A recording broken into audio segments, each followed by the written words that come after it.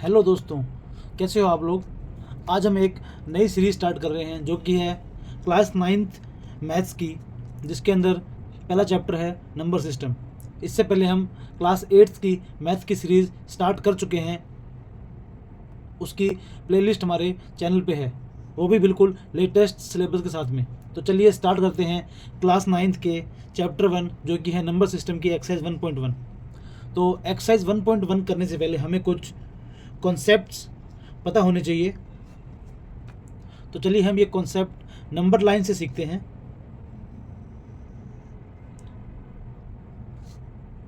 मैं उम्मीद करता हूँ कि नंबर लाइन आप सबको पता होगा कि नंबर लाइन क्या होती है।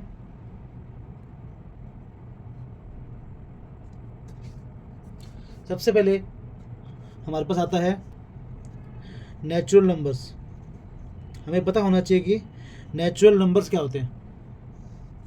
1 से लेके इन्फिनिटी तक जो भी नंबर होते हैं उन्हें हम नेचुरल नंबर बोलते हैं, और नेचुरल नंबर को कैपिटल एन से डिनोट करते हैं। तो ये हो गया नेचुरल नंबर। इसके बाद में आते हैं होल नंबर्स। आपको इनकी डेफिनेशंस पता होनी चाहिए। होल नंबर्स को हम डब्ल्यू से डिनोट करते हैं। होल नंबर के अंदर ज़ीरो भी इंक्लूड आता है, मतलब यानी कि 1 से इन्फिनिटी तक तो नंबर है ही, उसके अलावा जो ज़ीरो नंबर है अगर उसको भी नेचुरल नंबर में ऐड कर दें तो वो होल नंबर हो जाते हैं, यानी कि natural number plus zero equals to whole number. इसके बाद में हमें पता होना चाहिए कि इंटीजर्स क्या होते हैं। तो सारे नंबर जिसके अंदर नेगेटिव नंबर भी आते हैं, ज़ीरो भी आते हैं और पॉजिटिव भी आते हैं, तो ये होते हैं इंटीजर्स, और इन्हें हम डिनोट करते हैं z से। उसके बाद में आते हैं रैशनल नंबर्स। अब हमें पता है कि इस लाइन में ऐसे बीच में काफ़ी पॉइंट्स होंगे जिनके ऊपर नंबर्स होंगे, जैसे कि 1 और 2 के बीच में 1/2 होगा, 1/3 भी होगा, 1/4 भी होगा। तो ऐसे नंबर्स जिनको हम p/q के फॉर्म में डिनोट कर सकें उन्हें हम बोलते हैं रैशनल नंबर, और इसके अंदर ये जो q है ये ज़ीरो नहीं होता। तो ऐसे नंबर जिन्हें हम p/q के फॉर्म में लिख सकें उन्हें हम बोलते हैं रैशनल नंबर, और इसके अंदर q की वैल्यू ज़ीरो नहीं होती। जैसे कि हम देखते हैं कि एग्जाम्पल के तौर पे अगर -25 लिखा हुआ है तो ये एक रैशनल नंबर है, क्योंकि इसे हम -25/1 लिख सकते हैं। तो ये हो गया p और ये हो गया q, तो इसे हम p/q के फॉर्म में नोट कर सकते हैं, इसलिए ये एक रैशनल नंबर है। यानी कि सभी नंबर्स रैशनल नंबर्स होते हैं। अगर हम 1/2 लिखें तो ये भी p/q के फॉर्म में है, तो ये भी रैशनल नंबर है। 4/8 भी रैशनल नंबर है। ऐसा कोई भी नंबर जिसे हम p/q के फॉर्म में लिख सकें वो एक रैशनल नंबर है। और इसे हम फ्रैक्शंस भी कह सकते हैं, इसे हम फ्रैक्शंस भी कहते हैं। तो मैं उम्मीद करता हूँ कि अभी आपको समझ में आ गया होगा natural number, whole number, integers और रैशनल नंबर के बीच का डिफरेंस। तो चलिए दोस्तों शुरू करते हैं क्वेश्चन नंबर 1। क्वेश्चन नंबर 1 हमसे पूछता है, is zero a rational number? क्या ज़ीरो एक रैशनल नंबर है? Can you write it in the form p/q where p and q are integers and q is not equals to zero. अब हमें पता है कि रैशनल नंबर वो number होते हैं जिसे हम p/q के फॉर्म में लिख सकते हैं और उसका कोशेंट ज़ीरो नहीं होता। तो क्या हम ज़ीरो को p/q के फॉर्म में लिख सकते हैं? हाँ, तो इसका आंसर है yes. Is zero a rational number? Yes, क्योंकि इसे हम 0/1, 0/2, 0/3 एंड सो ऑन इसे हम p/q के फॉर्म में लिख सकते हैं। तो ये एक रैशनल नंबर है और इसे हम p/q के फॉर्म में लिख सकते हैं। इन सब का मतलब ज़ीरो ही होगा, तो इसका आंसर आएगा यस। अब हम बढ़ते हैं हमारे अगले क्वेश्चन की तरफ, जो कि है find 6 rational numbers between 3 and 4। अब हमें 3 और 4 के बीच में 6 रैशनल नंबर्स पता करने हैं। रैशनल नंबर्स हमें पता है वो होते हैं जिन्हें हम p/q के फॉर्म में लिख सकते हैं, यानी कि 3 और 4 के बीच में ऐसे कौन से नंबर हैं जिसे हम p/q के फॉर्म में लिख सकते हैं। तो इसे सॉल्व करने का एक तरीका ये है कि अब जैसे मान लो हमें 6 रैशनल नंबर चाहिए, तो अब हम क्या करेंगे कि जो भी हमारा डिनोमिनेटर होगा, यानी कि यहाँ है 3, यहाँ है 4। अब हमें इसको p बाई क्यू के फॉर्म में लिखना है, तो जो भी इसका हम डिनोमिनेटर लिखेंगे यानी कि q लिखेंगे, वो हम जो भी हमें जितने हमें फाइंड करने होंगे उससे एक ज़्यादा लिखेंगे। यानी कि अगर यहाँ पे है 6 तो यहाँ हम कर देंगे 6 + 1, इसका भी 6 + 1 कर देंगे। अब ये 6 + 1 होता है 7, तो 7 से 3 को मल्टीप्लाई करेंगे तो कितना आएगा, 7 3 ज़ा 21। और ऐसे ही यहाँ पे भी 7 है, तो 7 को 4 से मल्टीप्लाई करेंगे तो ये आएगा 28।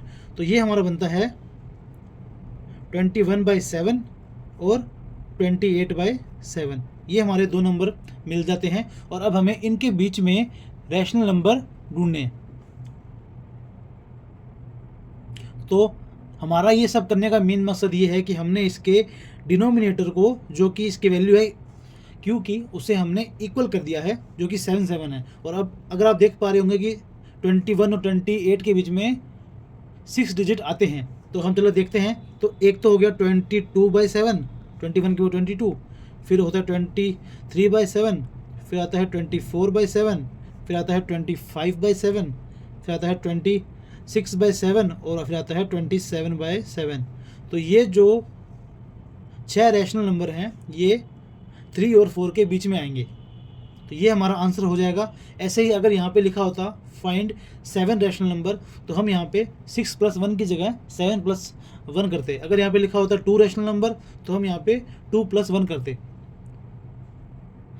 आ गया समझ में? अब हम बढ़ते हैं हमारे अगले क्वेश्चन की तरफ।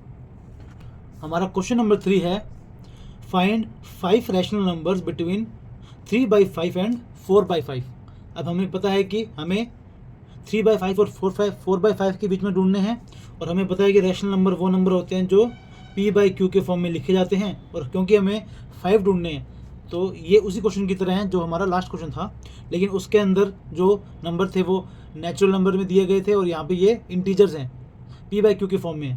तो अब हमें पता है कि 3/5 और 4/5 के बीच में तो कुछ है नहीं, तो हमें इसी नंबर को इनलार्ज करना पड़ेगा। यानी कि हम इस पूरे नंबर को ऐसे नंबर से मल्टीप्लाई करेंगे ताकि इनका ये डिनोमिनेटर सेम रहे।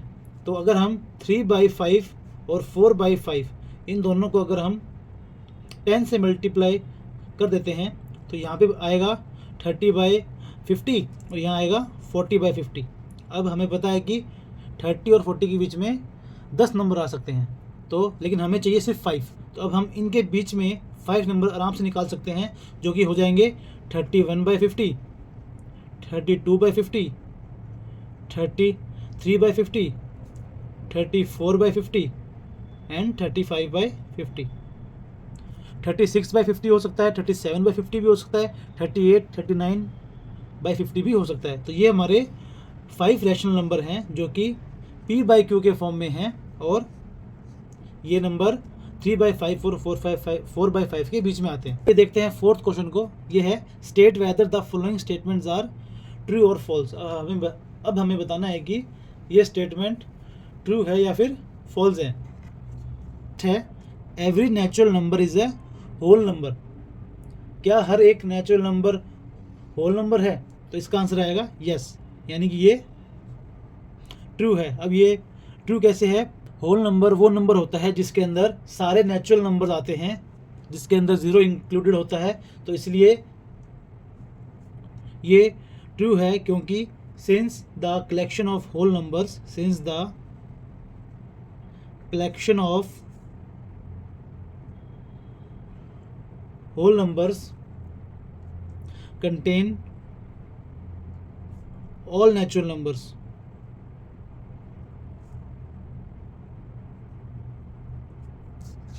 अब हम हमारे सेकंड पॉइंट पर पढ़ते हैं, जो कि है every integer is a whole number. क्या हर इंटीजर होल नंबर है? तो इसका आंसर आएगा फॉल्स। नहीं, हर इंटीजर होल नंबर नहीं होता, क्योंकि अगर हम माइनस वाले नंबर को लें, मतलब अगर हम नंबर लाइन में 0 की उल्टी साइड में जाएं, तो एग्जांपल के तौर पे -2 है, ये is a not a whole number. तो ये एक होल नंबर नहीं है।